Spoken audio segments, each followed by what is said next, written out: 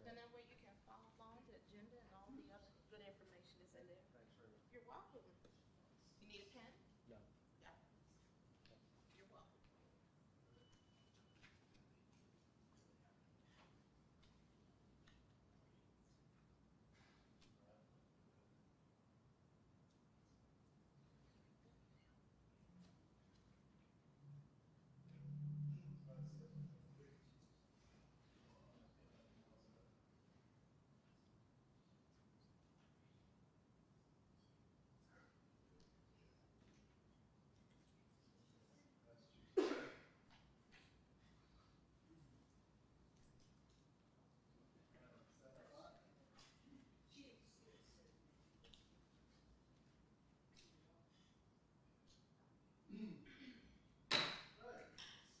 Go ahead and call the meeting to order. Good evening, everybody.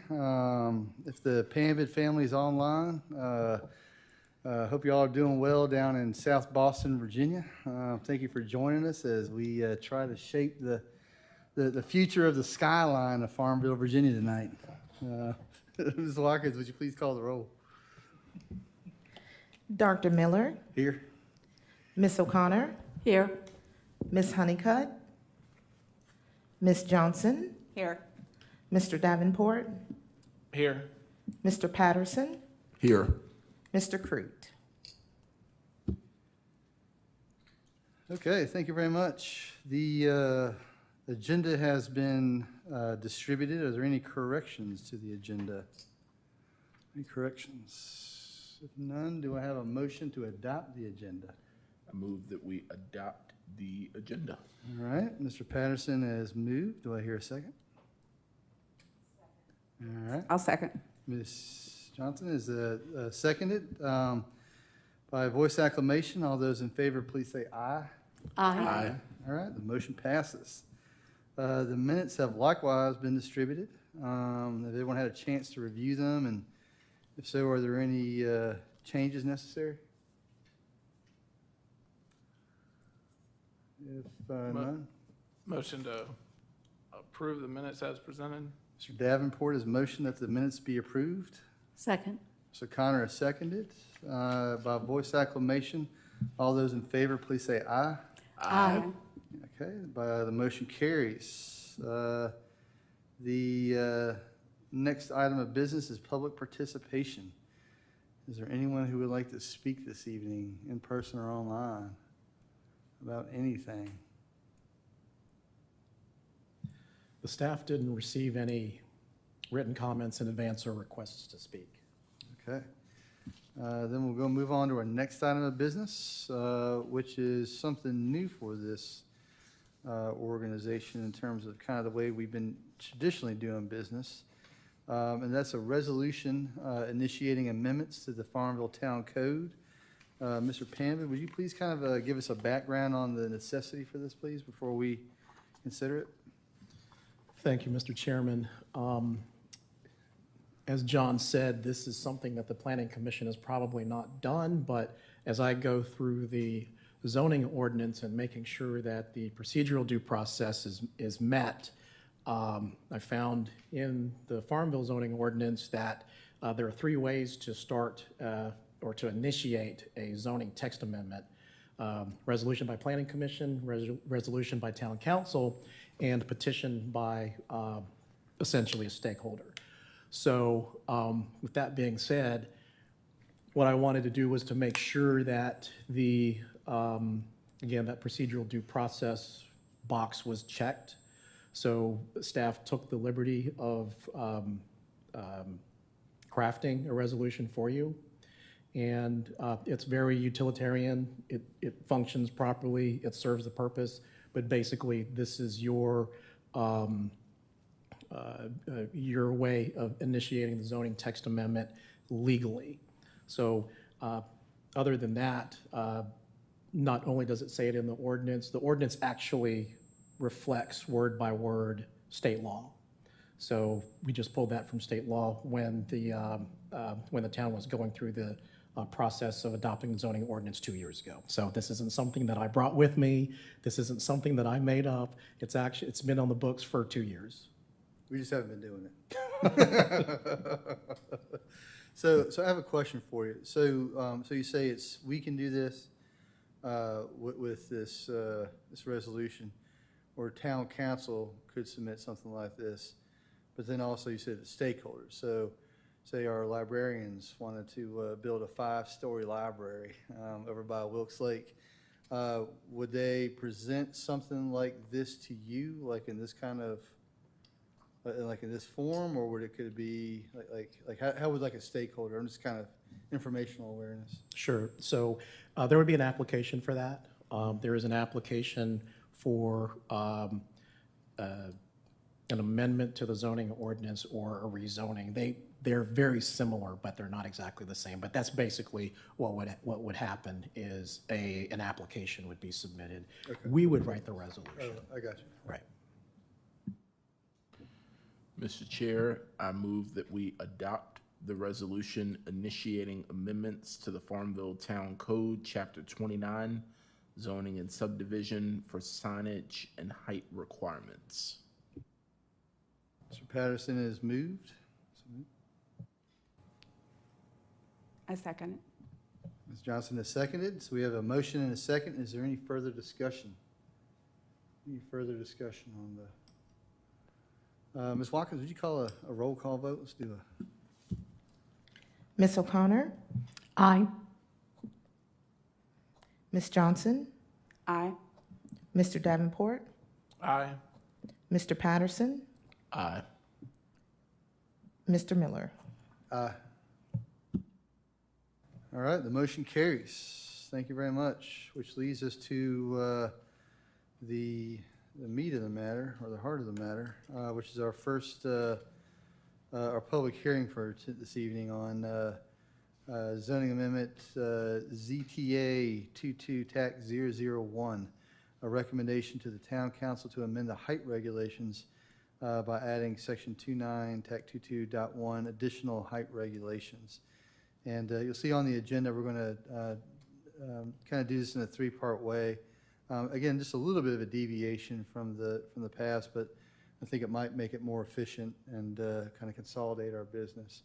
Mr. Pam is going to give us a staff report, some amplifying information beyond what was in the packet, just to give us some background and people who are interested in this.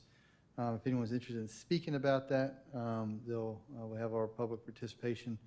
And then we'll close the public hearing and then deliberate and discuss whether or not we want to recommend this to council. All right, Mr. Pamela, please. Thank you, Mr. Chairman. Before we get into that staff report, I did just want to mention that we're going to have 2 public hearings tonight. One is for the height regulations, and the other one is for sign regulations. The initiation of the height regulations, the town manager and I discussed the need for more specifics with regards to the height regulations. This is going to include a discussion about flagpoles. And then the second public hearing will be about sign regulations. So we've been talking about signs for quite a while now, especially since the Board of Zoning Appeals has been receiving multiple requests for variances. So what we wanted to do was to adjust the sign ordinance, being responsive to those businesses, being business friendly, but we also still want to maintain that small town character and still follow our placemaking goals for small towns. And basically that means no large signs. And then the other part of that is going to be a discussion about political and campaign signs. So in addition to the format that Chairman Miller had mentioned, I just wanted to mention that we're going to be doing that twice. We're not going to be having the discussion combined. So we'll have 2 separate public hearings for that.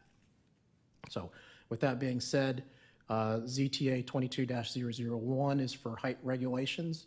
As I had mentioned in the staff report, the zoning ordinance was adopted back in June 10th of 2020. And what I wanted to do was to write in some regulations for for architectural features that aren't occupied. So we're talking about things like cupolas, church spires, minarets, features like that. And then you also have elevator penthouses and mechanical equipment on top of buildings. So we presented you with a brand new code section. So there is nothing in the ordinance currently that addresses this. And of course, one of the other features of this new section 29-22.1 is the maximum height of flagpoles, which is recommended to be 20 feet. We consulted a little bit with Prince Edward County. They are in the process of adopting, if they have not already adopted, a similar maximum, except they allow taller flagpoles by conditional use permit in certain zoning districts. Our proposal is to just keep it at 20 townwide. In terms of height maximums for these architectural features, in the residential districts, the maximum height for just a regular building is 35 feet, but what we're proposing is a 50-foot maximum for additional architectural features. Again, those things that I had mentioned before. And in the business district, 75 feet. So the reason why it's 75 feet in the business district is because the maximum height here in the B1 district in downtown is 65 feet. In the B2 and B3 districts, it's actually 45 feet, but that's the reason for the difference. Also in the staff report in the packet was the bulk regulations chart, just to provide some context for the discussion. Now, I've always tried to explain to people that zoning administration, the review of plans, is not just a two-dimensional exercise, it's a three-dimensional exercise. So while people are accustomed to hearing terms like side yard setback and front yard setback, what tends to get overlooked, pardon the pun, is the maximum height. So we're actually talking about a maximum distance to which somebody can build, not just vertically, but also horizontally. And that's what this is intended to be more specific, because right now we don't allow anything taller than 35 feet. But if someone wanted to come in and build a mosque, for example, or build a church, or something to that effect, we would say, nope, 35 feet is your maximum in the residential district, and we would probably get a variance application or a letter or something saying, hey, this is what we want to do, but you're not allowing me to do that. So this is also, again, going to cover the flagpole discussion as well. With that, that concludes the staff's presentation, and I'll turn it back over to you for the public hearing. Thank you, sir. I appreciate that explanation. Is anyone signed up to speak for the public hearing, in person or online? No, sir. Would anyone like to speak? All right. Do I have since no one has signed up to speak or no one would like to speak, do I have a motion to close the public hearing? I make a motion that we close the public meeting, All right. the public hearing, sorry. Ms. I'll O'Connor, second. Ms. O'Connor has made the motion. Mr. Patterson has seconded. By voice acclamation, all those in favor of closing the public hearing, please say aye. Aye. All right, the motion carries. So the public hearing is now closed. So now is our opportunity to kind of deliberate on this, and if we feel comfortable doing so, making a recommendation at the town council on this this policy. The language is some recommended or some suggested starting point for some language is on item number 8 in your packet. But are there any thoughts or any conversation about?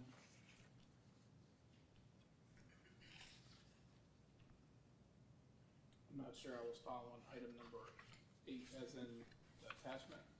Yeah, like if, the staff has come up with a recommendation to town council to amend certain sign regulations to contain in section 2931 signs increase sign.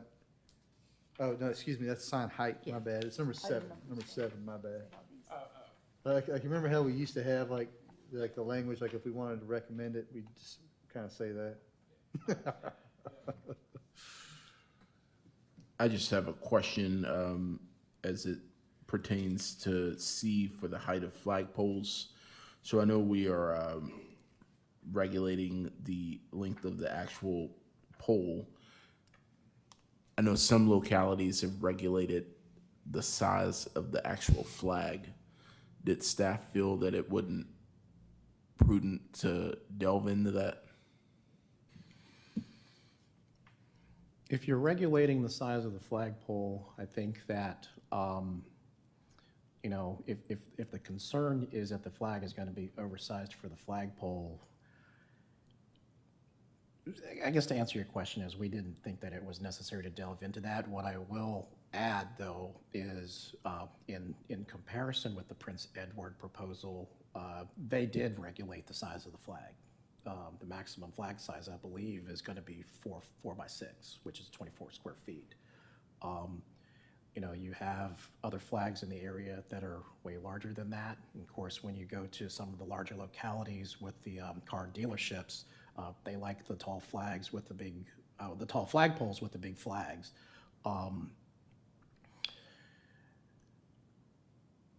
My approach to this and my approach to regulation in general is to try to address the immediate issue while not trying to overregulate.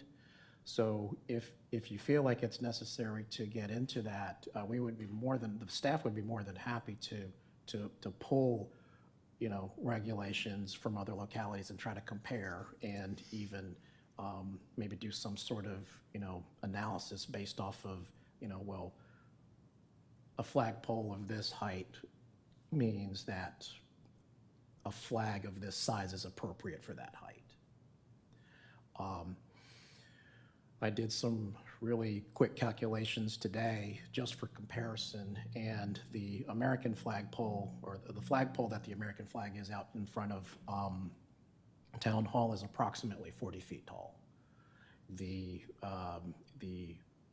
town flag and the state flag is just below that. I believe it's around 37 or 38 feet tall.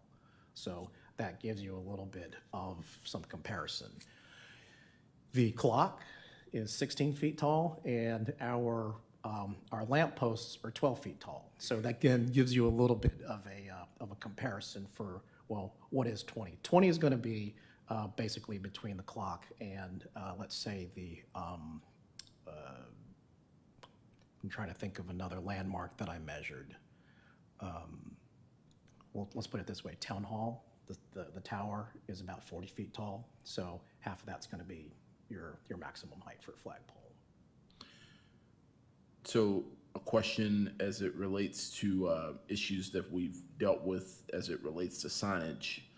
So if you have a flagpole, it ends up needing to be replaced, that would mean that it would have to conform with the new regulation that gets, if it were to be recommended.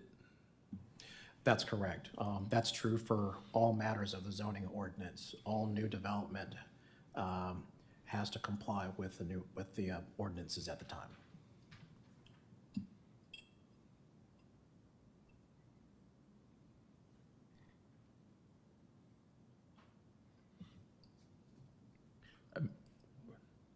No, I mean, I do think, you know, adding some of these items, such as accessory structures, are necessary and relevant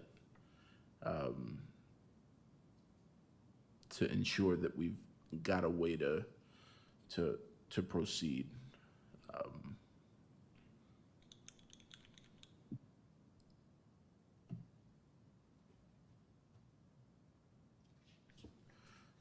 So just for the sake of throwing it out there, I will motion that we recommend approval to the Town Council of ZTA 22 TAC 001. Additional height regulations. It's been motioned. Is there a second? Second. Mr. Davenport is seconded. So we have a motion and a second. Is there any further discussion? Further discussion? Ms. Watkins, would you please do a roll call vote to recommend to council that we amend the height regulations by adding section 29, TAC 221, additional height regulations to regulate the height of certain structures and architectural features and provide more definitive measurements where none exists currently for said structures and features? Ms. O'Connor, Aye. Ms. Johnson, Aye. Mr. Davenport, Aye. Mr. Patterson, Aye. Dr. Miller. Aye. All right, the motion passes. Thank you very much, Mr. Pittman. Appreciate you and your staff's diligent work on, again, kind of closing this loophole, but doing it in a way that's systematic and thoughtful and in line with other localities, but doesn't overreach. Our next item of business is another public hearing. This time for zoning text amendment 002. And this is the recommendation to the town council to amend certain sign regulations contained about sign area and sign and height regulations in B2 and B3 districts, but also to regulate political and campaign signs.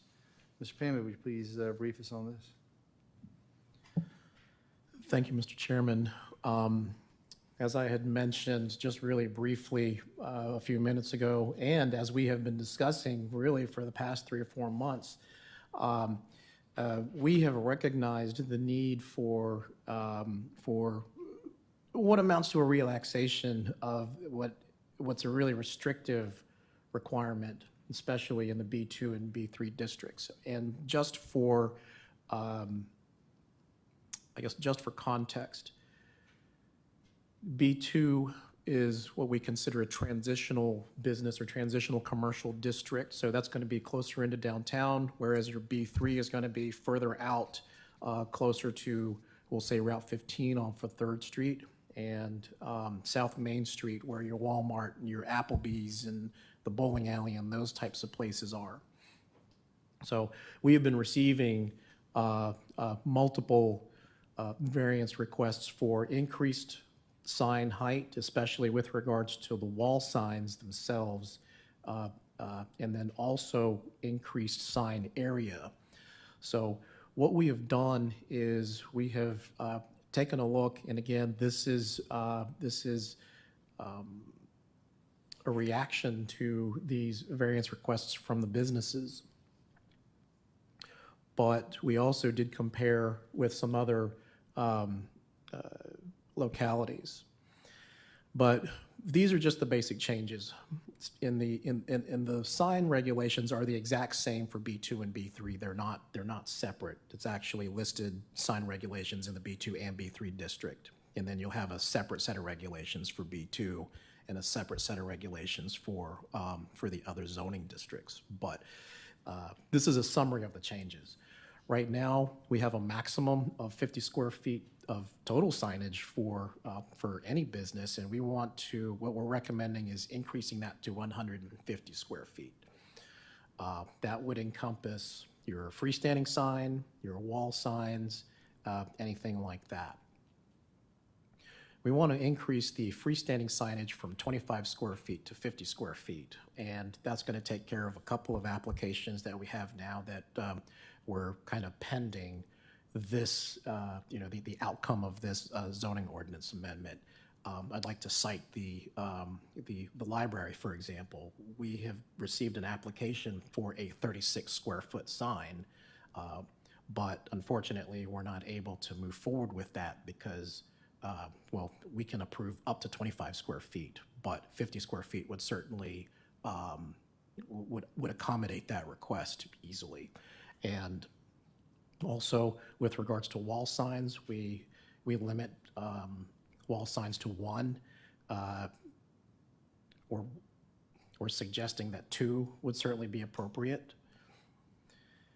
One of the other requests that we've gotten are for painted signs on the side of buildings, and 15% is really restrictive, but 50%, again, keeping within the 150 square foot total sign area, 50 square feet would, 50% of the wall area would not, I don't think that would be really detrimental to placemaking and to the small town feel.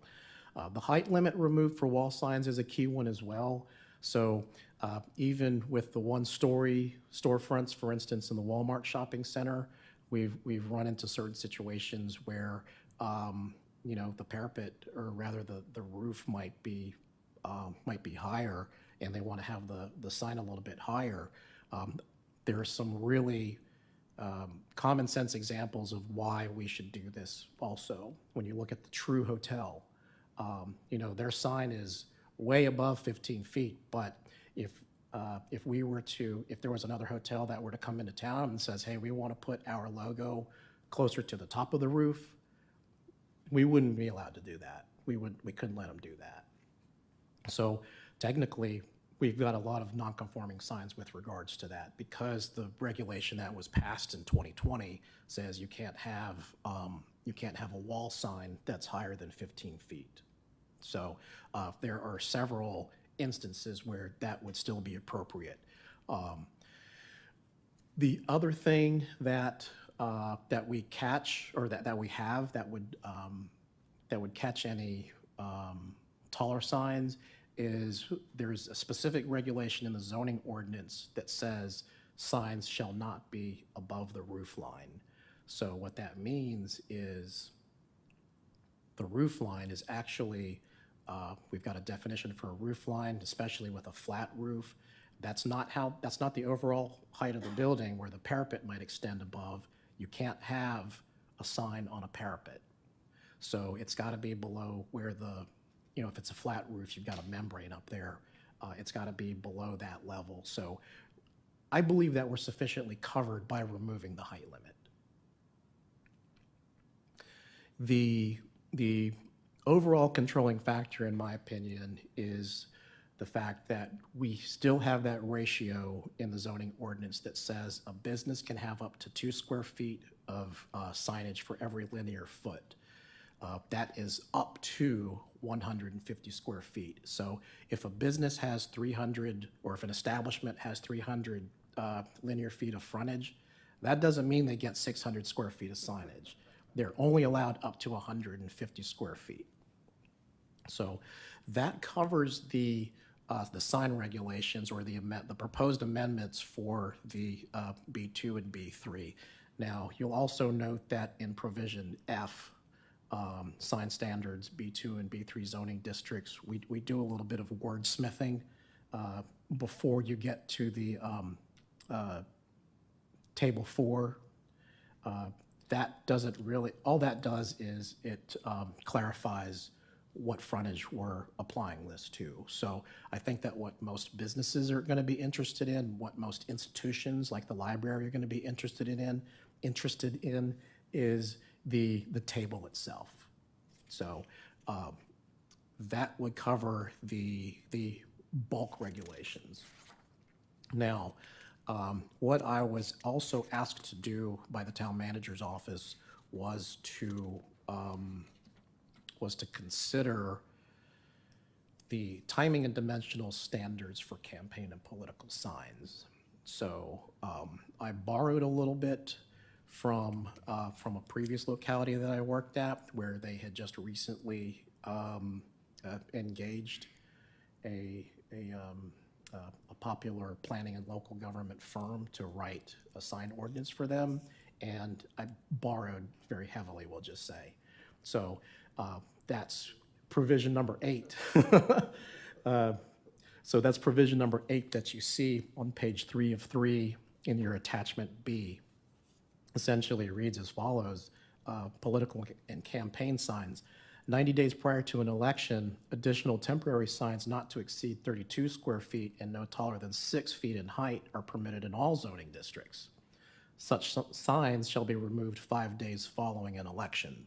So 90 days before an election and then 5 days after the political and campaign signs can be displayed.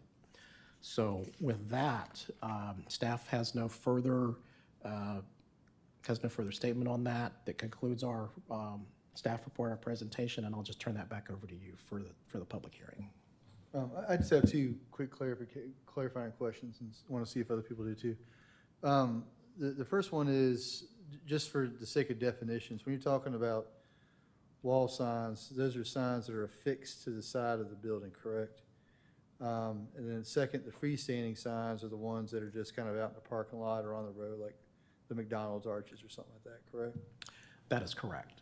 And then the second thing for this, for the political signs, is that something we're going to, if council passes that, that's something that the staff is going to pass, or the Board of Elections is going to pass the candidates to make them aware of it? We can figure a way to make that happen. Other questions?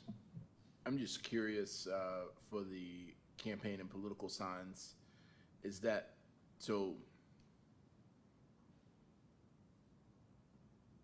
is that 90 days, so if it's a primary, it's 90 days before the primary? So the primary, it's each specific election? That is correct. Okay. Right. Now, from the primary to the general election, there could be instances where that's more than 90 days. So are we expecting candidates to, if that's the case, to take up signs and then put them back out? It just seems unnecessary, potentially.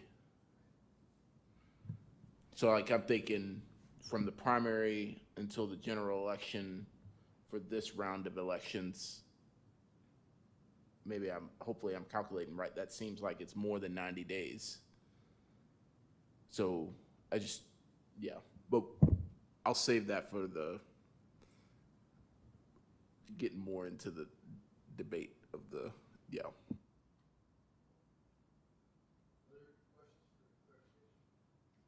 Just to clarify for the painted sign, so what you were saying, that 150 square feet, even though it's saying 50% of the wall area would still fall under, at most, still 150 square feet? Or is that not necessarily correct? Right. For a painted sign? So there are several different types of signs we have definitions for in the zoning ordinance.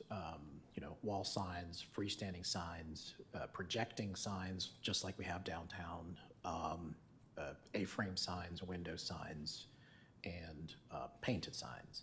So it would be up to a business to decide if they're entitled to 150 square feet, how they want to divide that. So if they want a 100 square foot wall sign, for example, then they would only have 50 square feet to divvy up among the other types of signage. Okay. Does that answer the question? Yeah. Okay. Sorry, I didn't mean to leave my mic on there. One other thing that I know, or I believe, I'd have to go back and look at the ordinance. It had some wordage in there about murals. And I do remember previously we had some murals in our town that I felt like were really nice. Where would that fall in line with signage? I mean, that's not necessarily business signage, but how would that fall? Sure. And public art installations versus commercial speech, if you will, or commercial signage, those are two different things. And the intent with this regulation or this amendment was to allow larger, more signage for the commercial aspect of, of that business. So, for instance, we've got several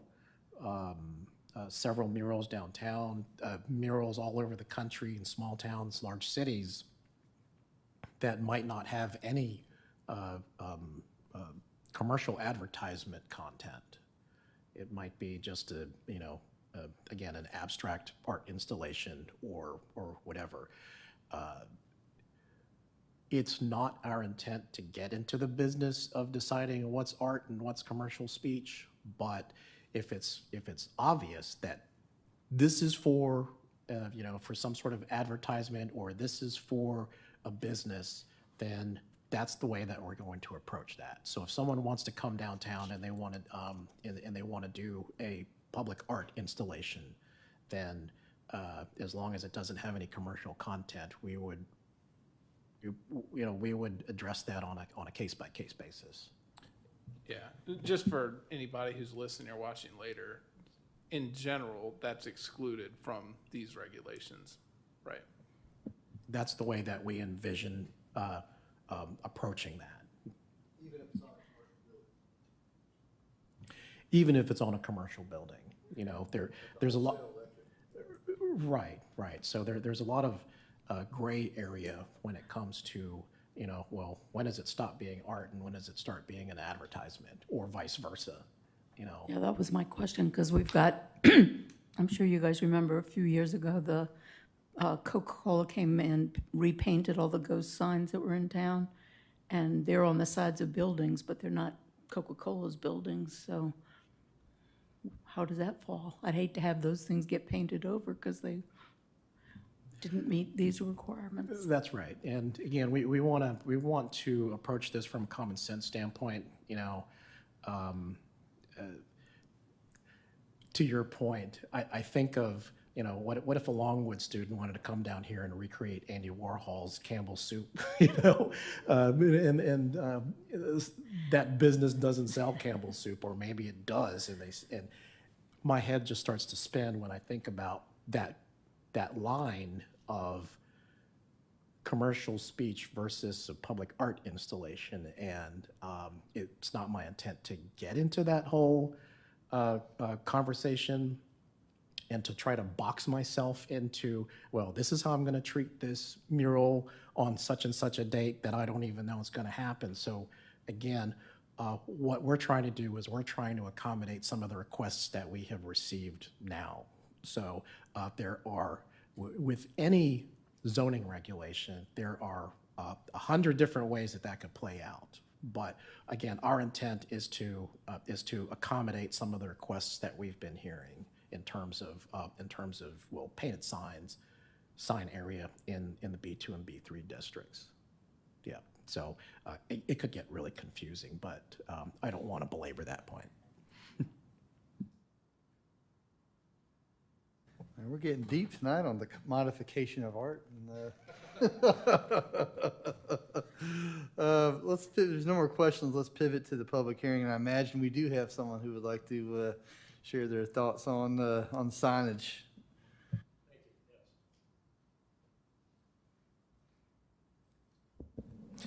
And Mr. Ewing, you have 3 minutes. Thank you.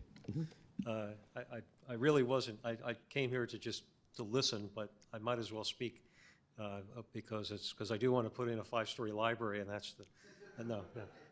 So our sign is, as Mr. Pambid related to you, we just want to make it a little bit bigger and a lot better.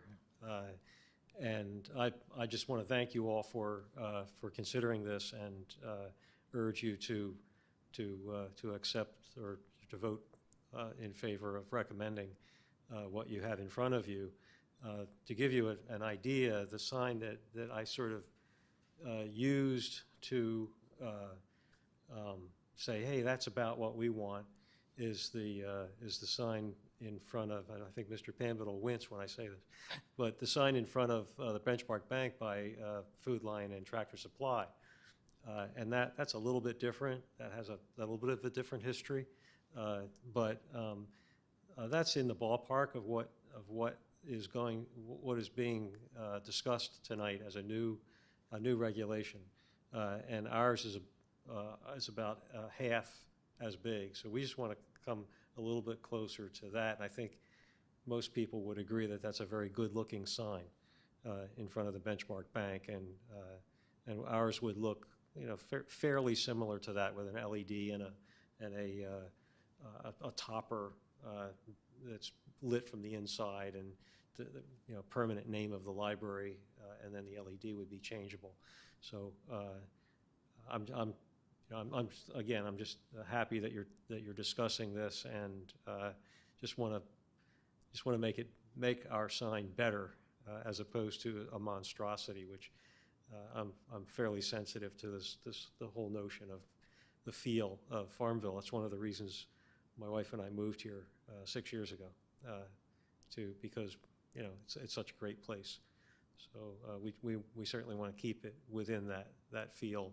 But one final thing, the feel of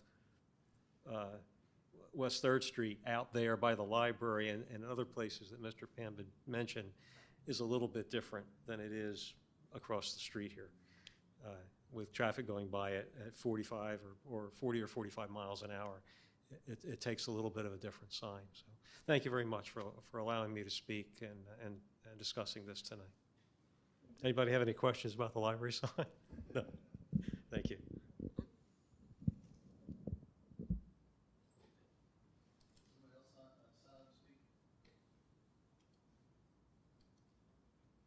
All right. Ms. Weiss.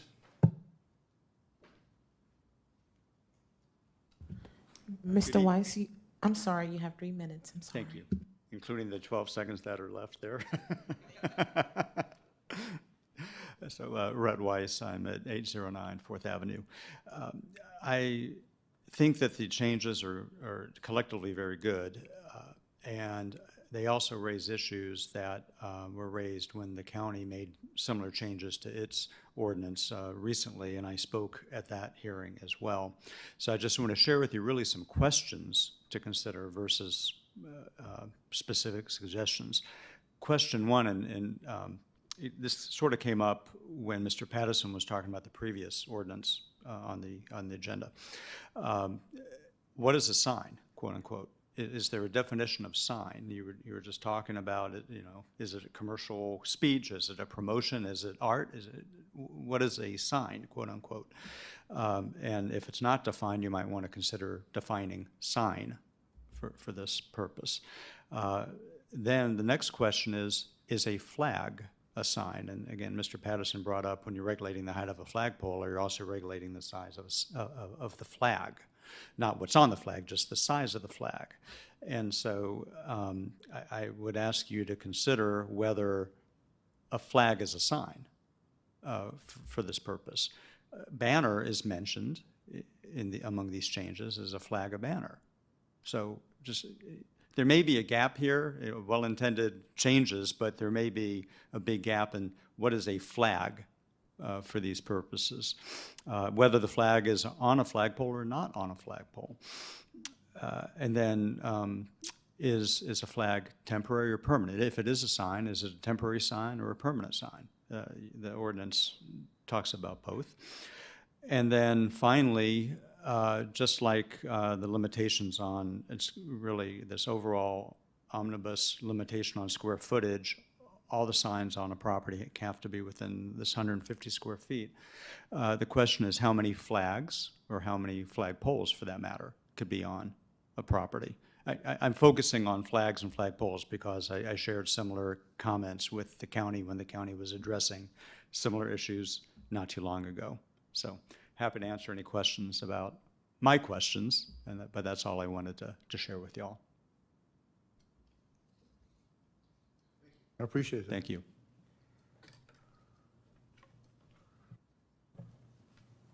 Anyone else sign up to speak? Do I hear a motion then to close the public hearing? So move. Mr. Patterson has moved to close the public hearing. Do I hear a second? Second? Mr. Connor has seconded by a voice acclamation. All those in favor of closing the public hearing, please say aye. Aye. All All right, the motion carries. Now we'll pivot to deliberation and discussion. Does anyone like to lead off?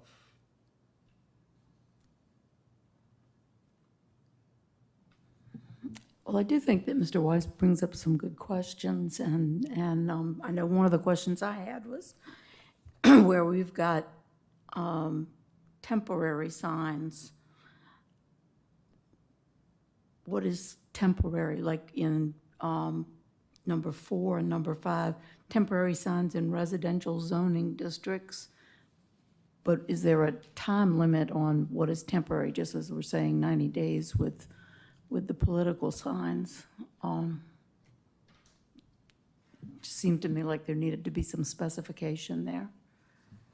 Right. So while, and to bring it back to the campaign and political signs, and I'll address Mr. Weiss's questions here in just a minute, or his comments in a minute, but the campaign and political signs would fall under the temporary sign ordinance, but as you see, it has its own timing standards. 90 days before an election, 5 days after.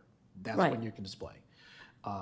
Depending on the other types of signs, there are timing standards for those as well.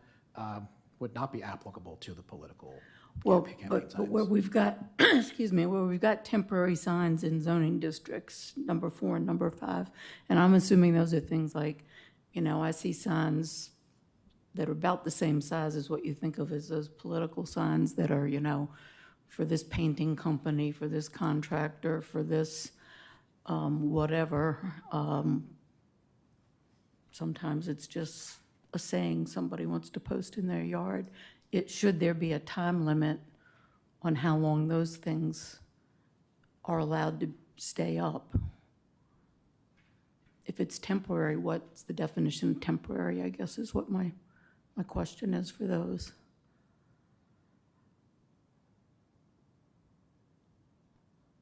Would that be something that you, like if the zoning administrator has to issue a permit, would that be something that you make like on the spot, depending upon the circumstances, or do we need something that's kind of more, do we need something that's like more kind of, are you kind of interested in something more uniform across the board, or? Well, I was just,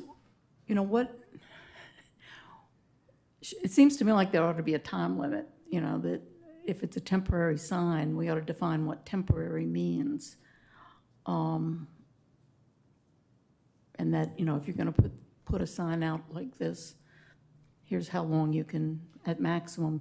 Now, how do you regulate that? I have no idea. Who's the person who goes around and checks how long a sign has been out everywhere? But at least to give the person who might be putting the sign out some type of idea. Sure. So we do have a sign permit and a review and approval process, or a decision process. And there are, for example, in the business districts, you can have a temporary sign up to 45 days. So the clock starts when their permit's approved. And it would be up to the staff to know when that 45 days is up and to remind the applicant that, hey, your 45 days is up, you've got to take your sign down. Right. Now, we've got definitions for all of the various signs that Rhett has asked about, and we also have a definition for what a temporary sign is. This code section H that we're adding a number 8 to has got it has got the different standards in the different zoning districts. But if there's something that you see that's not under provision number 8 that we're talking about, then we can certainly make those adjustments. We can have that discussion and tighten that up if you want. But as it pertains to these political and campaign signs, they have their separate and own, they have their own timing standards as presented. Okay. Yeah. So if that's a gap, then certainly let me know, and then we'll take a look at that. But the purpose of tonight's discussion is about the campaign and political signs. The sign ordinance, that's one of those, another one of those things that could go not just 100 different ways, but 10,000 different ways when we get a sign permit in, and or someone decides that they want to display a flag that not everybody agrees with. I do have a copy of Prince Edward's ordinance, and if that's something that we want to consider, then I can certainly send that to you, to what Mr. Weiss was talking about and the ordinance that he spoke about. But what we're talking about tonight specifically are the campaign signs and the political signs. Am I mistaken, though, in that we're also making a recommendation based on the first slide you showed us about the 150 square feet and the library sign? We're also, so it's two things in terms of signage. It's the political signage, but it's also the square footage, correct? That is correct. Okay. That's right. So your deliberations are about both the B2 and B3 and the political signs. Your motion likewise is going to be about both. So if there are adjustments that you want to make, then you're going to have to make that clear in your motion, but you have the staff's recommendation in front of you about everything. I think as it relates to campaign and political signs, I'm still not sure about that 90 days in advance of the election. I mean, the more I think about it, and I'd welcome other thoughts on it, I mean, can it just be from the moment that you're approved to be on the ballot? I mean, yeah, I just don't think it's,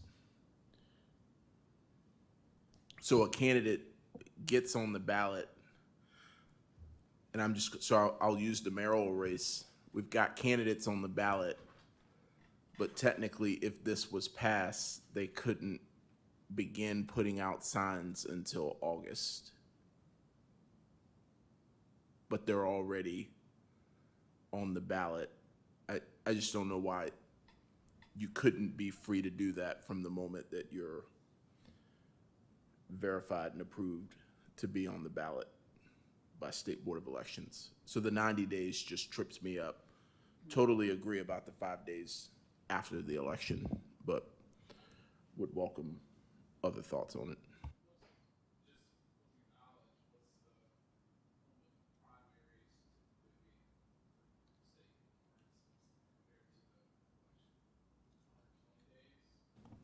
Well, I don't think I think you only got to go through a primary process if you're seeking a political party endorsement.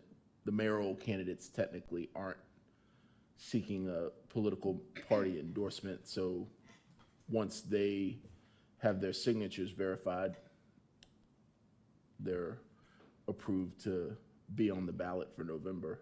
So, I mean, that could be 6 or 7 months. yeah. I think the primary is ahead of the primary. So, I mean, it would be like almost as long.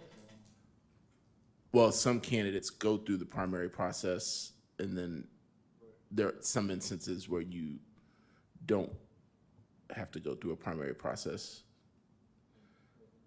But so if you're going through the primary process, that means you've got to put your signs out for the primary.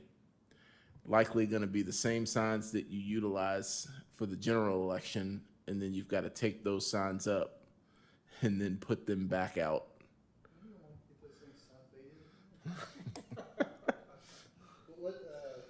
Mr. Pambit, is there kind of a rationale or a standard or kind of governing practice behind the 90 days?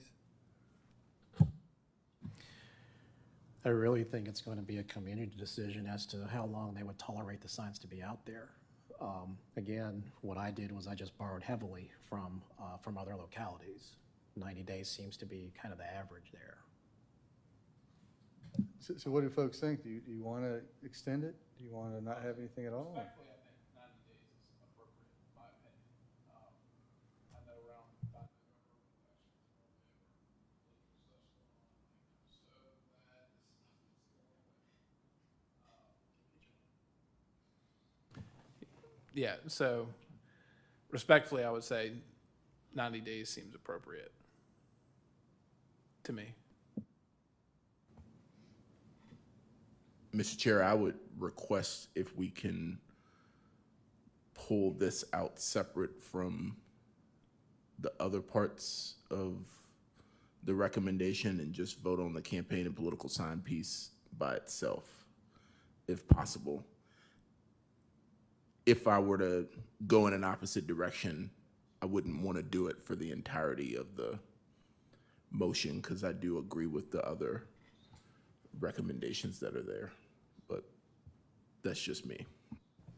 I mean, we can certainly do that, I suppose, but like, do we want to try to get to some kind of, do you think we can arrive at a quick consensus or a quick, what are other people thinking? Or can we reach a compromise? I guess I just don't think it's, I'm guessing town office has their thoughts on why they wanted to see this regulation added. I guess I just don't think it's that big of an issue to warrant the addition of the regulation here. I just haven't observed it to be a big issue. Is there any kind of pressing urgency about the specific campaign and political sign? I understand we definitely do want to address the commercial signage ASAP, but.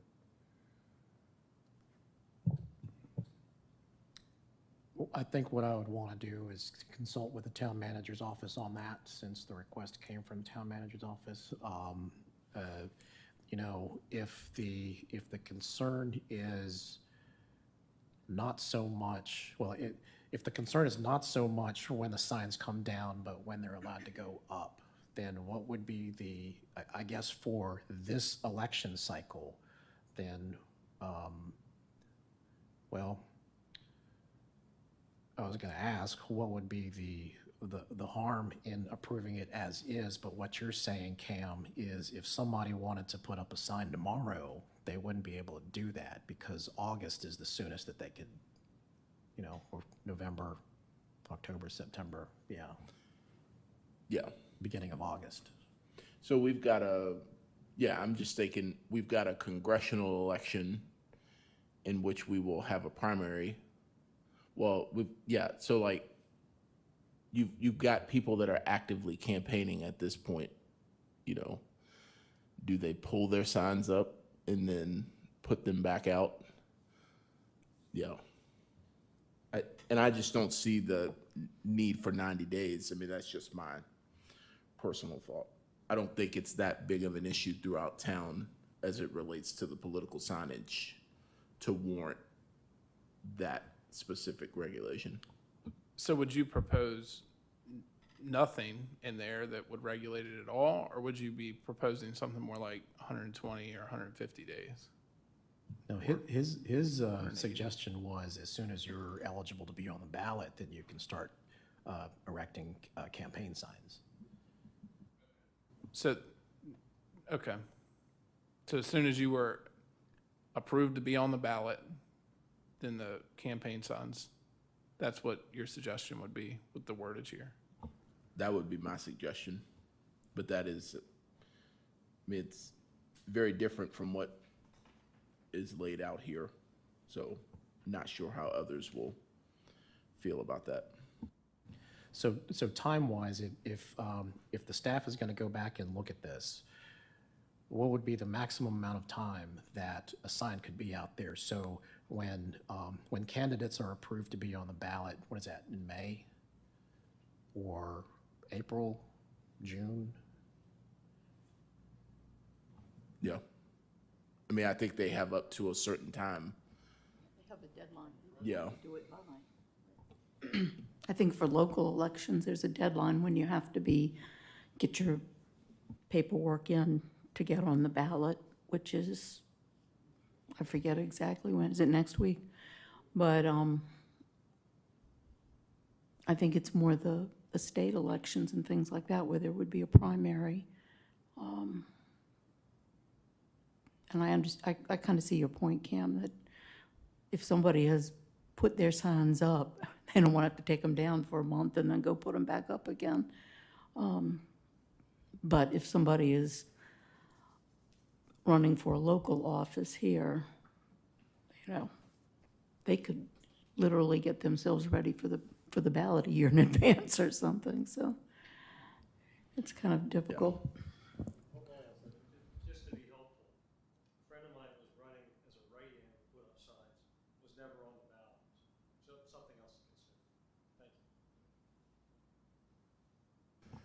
you. Yeah, ultimately, if we're gonna take time to figure this out, I don't want to derail the other parts of this motion in terms of what's been recommended. So I wouldn't want to delay everything in its entirety just for the sake of the campaign and political sign piece. Well, I mean, you can always put a motion out there, with an amended motion with this, or we could just kind of take a straw poll right now if you wanted just to see where people's thoughts are. I mean, Jerry, you kind of, after listening to everything, you kind of more open to doing away with the time, or like the time before, or are you still kind of committed to 90 days? I'm open to it. I mean, but I do think there should be a limit or have maybe two parts, like approval ballot. But that's another good point that was just made. There's write-in candidates too, so I don't know that you can even write that in. So, but yes, I'm open to it. I'm looking back at last month's meeting. So the fee schedule would be next. It would be potentially put back in consideration then if we were for the meeting in July. But I'd be open to it. I mean, my preference would be, continue what's there. That seems appropriate to me. But yeah, I'd be open to it. I guess the original purpose behind the timing aspect of it is, as you had mentioned, Mr. Davenport, was to kind of, I guess, limit the proliferation of these signs throughout the community. I'm new here. I don't know if that's an issue. It sounds to me like it hasn't been, but, if this is something that the staff needs to take a second look at, or if the Planning Commission wants to deliberate further, then, we're certainly open to doing more research. I'm going to make a recommendation to the town council to amend certain sign regulations contained in section 29-31- signs to increase sign area and height regulations in the B2 and B3, minus the regulation for political and campaign signs. So a motion has been made that focuses on making a recommendation to town council solely about the increase in sign area and height regulations in B2 and B3, and that alone. Second.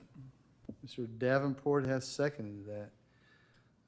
So that kind of focuses our conversation. Is there any additional discussion on just the B2 and B3 business signage?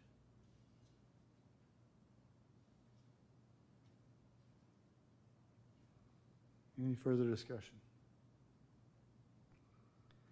Ms. Watkins, would you please do a roll call vote on making a recommendation for the town council to amend certain sign regulations contained in section 23, TAC 31 signs to increase the sign area and height regulations in the B2 and B3 districts?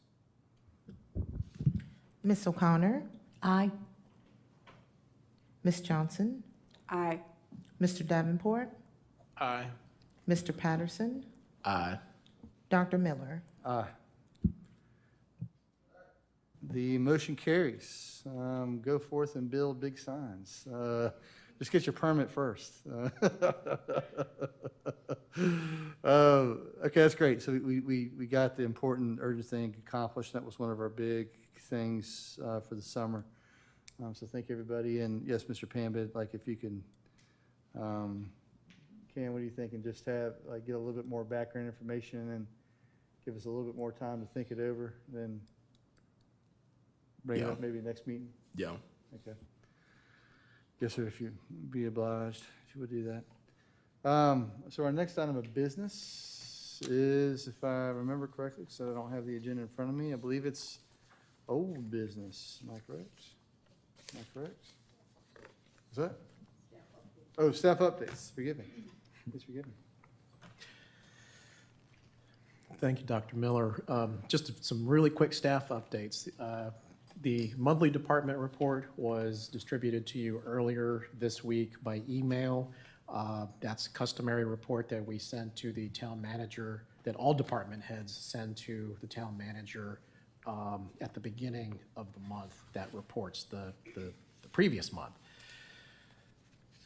Staff held a development processes information session on May 19th, and I'm happy to say that that went really well. Staff felt like it went really well. We had some after event surveying, and a lot of the responses came back positive. So we had 13 participants, and 6 had responded to the survey, which we still felt was promising. So we intend on having additional sessions like that. I think that the one that we probably would have next is one on how to apply for everyday residential projects, things like decks, patios, stuff like that, maybe even a new house. So those are a lot of routine requests. But we've got a whole list of items that we could present on, and we would love to pursue all of them at one point or another. Number 3, the Board of Zoning Appeals is going to be meeting on June 23rd on, guess what? A sign variance. So hopefully that the Planning Commission's recommendation to amend the B2 and B3 sign regulations, and the town council sees that through, that we would hopefully not see any variance applications for a while. But one of the notes of caution that I do want to mention is at some point we would have to stop with the I guess tooling around with the ordinance. One of the things that I would want to just caution the Planning Commission and the town council on is just that creep. Next time we might get an application for 125 square feet, and all of a sudden we've got to respond to that. But at some point we do have to remember what the purpose of the zoning ordinance is. The zoning ordinance is the primary tool to implement the comprehensive plan, and in the comprehensive plan we mentioned several times about the small town character and placemaking and things of that sort. So yes, we do want to be responsive to businesses, but we also have a greater goal that we're trying to accomplish with the comprehensive plan. So enough about that. Again, BZA meeting on yet another sign variance next week.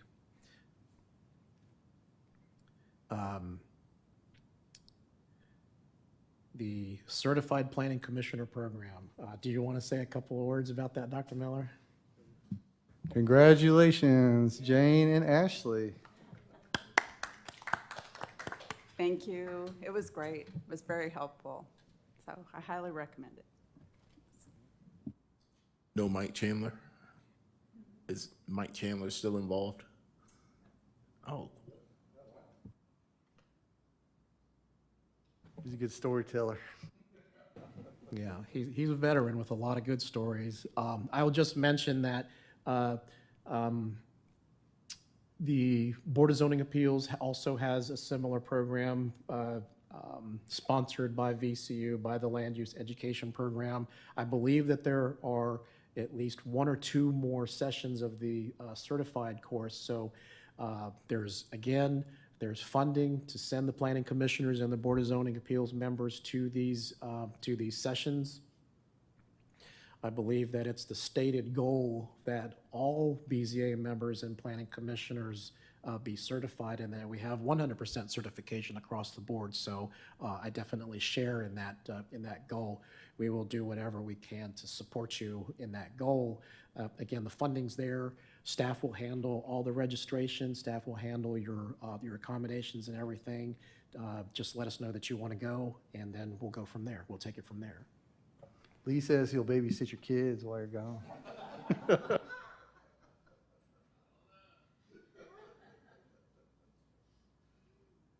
Well, congratulations, Jane. Congratulations, Ash. That's wonderful news.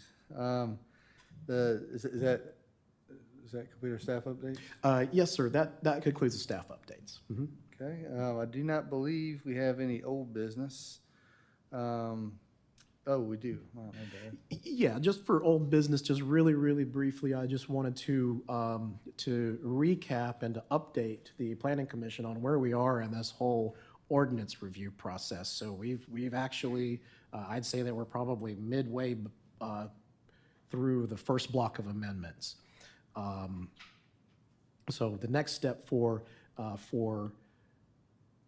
the action that you took tonight was actually for the town council to consider that during their work session on July 6th, and also to have a public hearing on July 13th.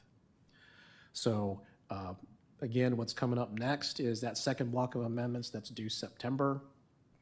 And in that block, and I think that this will also show up under new business, but that block will entail the Moton Museum Gateway Overlay District and certain setback adjustments, adjustments to the language. So that, again, as we mentioned last month, would be due in that mid-September timeframe. So that's all staff wanted to cover as far as old business is concerned. I'll just turn it back over to you for old business. Okay, so just if I remember correctly, so we do anticipate meeting in July, but we anticipate meeting in July to discuss the language that will ultimately have a hearing and make a recommendation on in August, which will also give staff an opportunity to solicit public input as well. Am I remembering that correctly? That's correct. So, not to hijack the order here, but we also have a slide on that in new business. So, and you're exactly right. The staff is recommending that the Planning Commission meet in July. We don't have any applications for, any land use applications, rezonings, conditional use permits, nothing like that. But as I had mentioned early on, the Planning Commission's workload this summer is going to be heavy. Can't take any breaks. So, which means the staff's not taking breaks either. So the staff is recommending that you meet in July, where we will discuss the Moton Museum Gateway Overlay District. We have started to do some preliminary mapping. So we've received several. There's a recommendation for what that district should look like in the comprehensive plan. Georgia State University, that's in charge of the World Heritage Site Program, also has a recommendation. Staff has its own recommendation on what that district should look like. So we've actually put that together in a Google map, and we would like to present that to you next month. And then we'll also present to you next month the accompanying language. One of the other things that, from a 30,000-foot view, and Dr. Miller and I have talked about this, is this overlay district, it's not intended to be a precursor to a historic overlay district. It may look like that, but this is specifically for the Moton Museum Gateway. The language that we have seen from Georgia State University covers a wide range of districts in several other cities. Again, just to preview some of the questions that I want the Planning Commission to consider is, what are we trying to protect? How are we going to protect that? So we've already got some really basic scribbles and notes that we'll clean up for you. Cam actually already has a copy because he is the director of the Moton Museum, and what the staff anticipates is having is having a public outreach session at the museum. That needs to happen sooner rather than later, because the Planning Commission is going to have its public hearing in August on this. And again, the quote-unquote due date is for September. That was actually established by Georgia State University. When I was presented with this, I was presented also with an email chain, and they said that September would be fine. So that's where that September date comes from. There's a lot of work to be done on the Gateway Overlay District, but that starts, well, it's already started with staff. We'll introduce that to the Planning Commission in July. Along with that, we want to talk about the setbacks, which I think is going to be just minor adjustments, and I hope the Planning Commission will agree, but those are more, that I don't think that that's going to be as major of an issue or a topic of discussion, I should say, than the Moton Museum Gateway, because staff, the town, everybody, I think, certainly sees the value in the museum achieving that World Heritage Site designation. Other than that, we've already deferred the political campaign sign questions, so that could be further discussed in July, as well as any other adjustments that you see necessary that we might want to consider in August or beyond. But those are kind of the priorities: Mountain Museum Gateway Overlay District and the setbacks. So I'll just turn that back over to you and/or Cam on Mountain Museum. Well, I mean, I think it's kind of cool. You just mentioned a few minutes ago about the zoning being a way to implement the comprehensive plan. This is another way to implement the comprehensive plan as well, since the overlay district was part of that long-term vision. So this is pretty cool to see it all come together.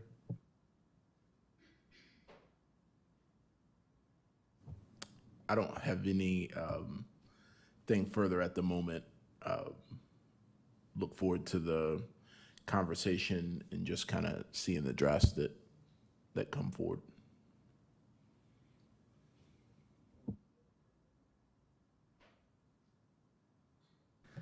Other new business. Other new business. Is there any further business in general that we've overlooked? If not, do I have a motion to adjourn the meeting? So moved. Mr. Davenport has Second. moved. Mr. Patterson has second. By voice acclamation, all those in favor of adjourning the meeting, please say aye. Aye. All right. Meeting is adjourned. Thank you very much, everybody. Have a